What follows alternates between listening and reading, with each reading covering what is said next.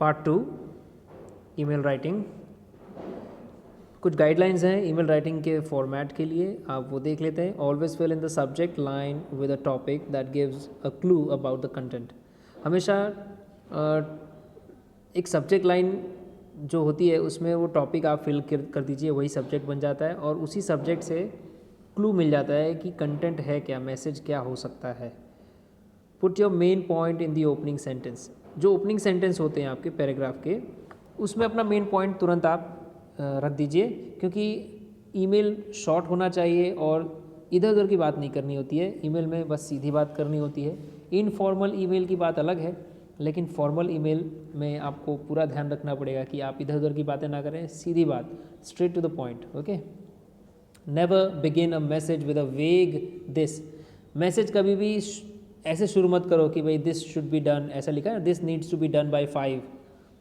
अब ये वेग है। वेग का मतलब क्या होता है? अनक्लियर, स्पष्ट नहीं होता है। जब आप ऐसा बोलते हैं ना कि ये हो जाना चाहिए 5 बजे तक, तो भाई क्या हो जाना चाहिए 5 बजे तक?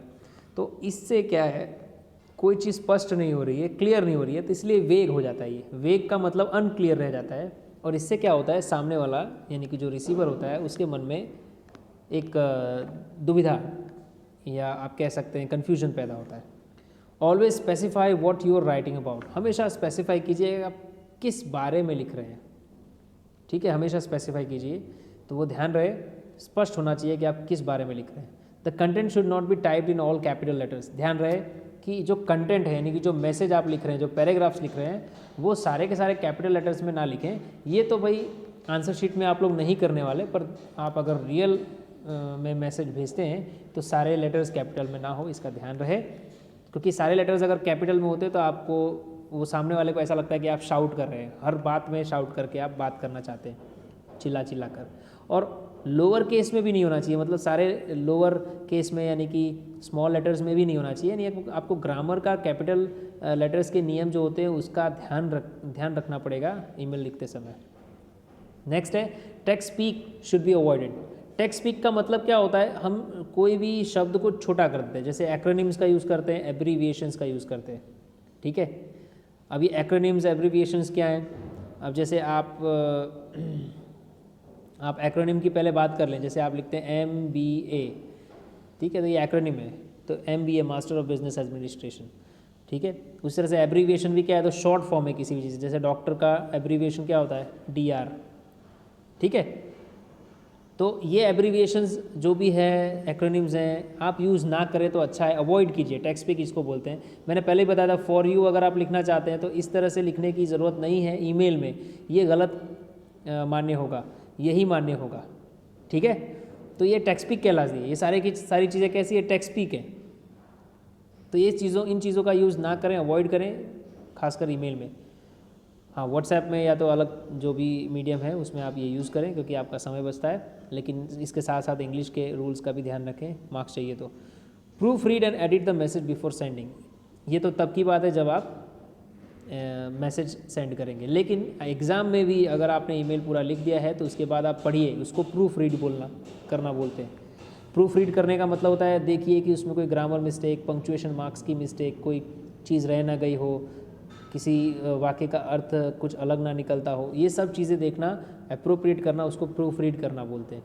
तो वो तो वैसे भी आपको एग्ज़ाम में करना ही पड़ेगा अगर आपको अच्छे मार्क्स चाहिए तो। B brief and polite. कभी भी आप ब्रीफली बात कीजिए, पोलाइटली बात कीजिए। ये ईमेल की खासियत होती है कि आप पोलाइटली बात करते हैं। If your message runs longer than 2 or 3 short paragraphs, then either the message should be reduced or an attachment should be made. ये तो जब आप ईमेल सच में किसी को भेजेंगे तो ध्यान रहेगी कि अटैचमेंट की ज़रूरत तब पड़ती है जब आपको एडिशनल कोई चीज़ रखनी होती है, या ज़्यादा ईमेल लंबा हो जाए तो अटैचमेंट में बाकी सब चीज़ें आपको इंक्लूड कर देने का। हाँ, मैसेज ज़्यादा लंबा ना हो जाए, उसको रिड्यूस कीजिए। आंसर शीट में भी आपको ये ध्यान रखना है। फिर इम्पोर्टेंट पॉइंट्स और भी हैं, जैसे कि आप अगर जैसे ईमेल लिखते समय फर्स्ट कॉलम में क्या होगा, टू, मैंने आपको बताया था कि फ्रॉम भी आप पहले कॉलम में लिख सकते हैं और उसके बाद टू लिखिए, उसके बाद CC, उसके बाद BCC। ठीक है,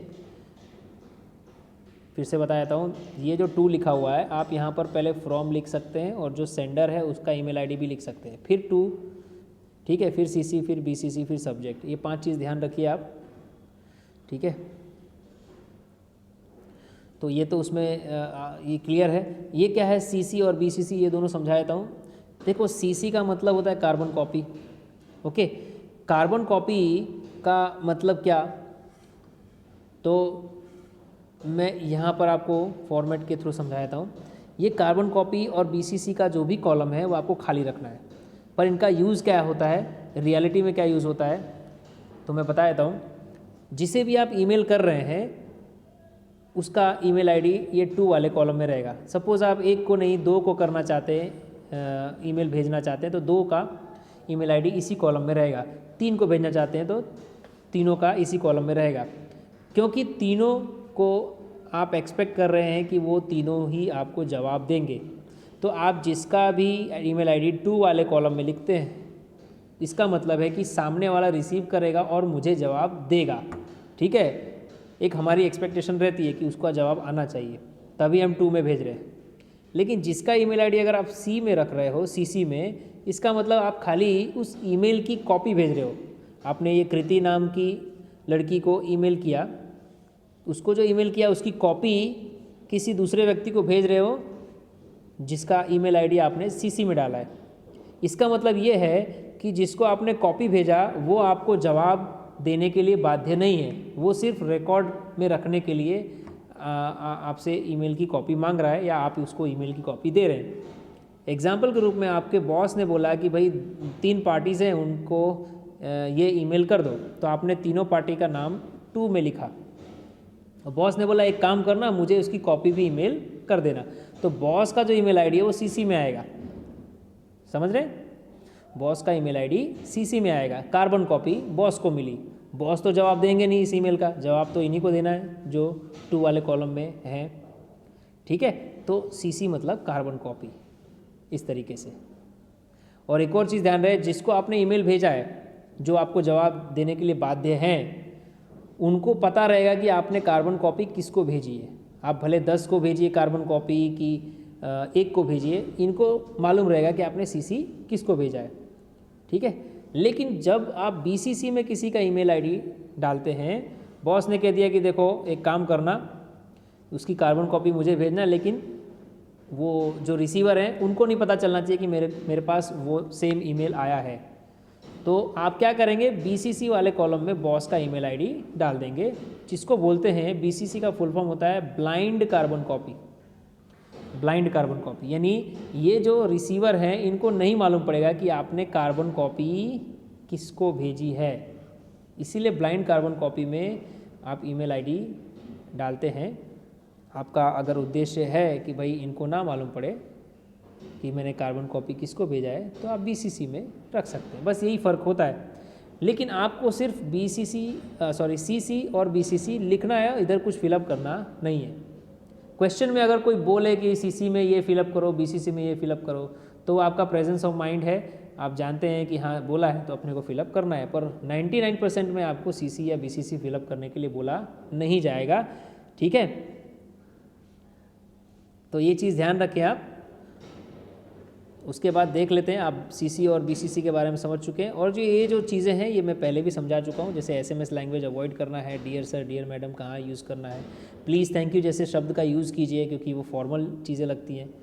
ठीक है, और ये फॉर्मेट है, ये क्वेश्चंस दिए हुए हैं और उनके किस तरह से आंसर लिखने हैं आपको यहाँ पर बताया गया। इसमें एक पैराग्राफ में इन्होंने फिनिश कर दिया है, कहीं कहीं आप 2 पैराग्राफ का भी यूज़ कर सकते हैं। देखो एक पैराग्राफ ये है, छोटा सा एक या 2 लाइन का पैराग्राफ, तो ये आपके ऊपर डिपेंड करता है आप कितने पैराग्राफ रख रहे हैं, लेकिन 2 या 3 से ज़्यादा पैराग्राफ मत रखो, वो ईमेल ज़्यादा अप्रोप्रिएट नहीं रहेगा। ठीक है, और एक चीज़ और आप लोग ध्यान रखना कि सेंडर यानी भेजने वाले का पहले ही ईमेल आईडी आप पर फ्रॉम करके उस कॉलम में लिख सकते हो। ठीक है, so this is all about email writing and there are 5 or 6 examples in this PDF. I am going to send you this PDF and you will get the video soon. Thank you.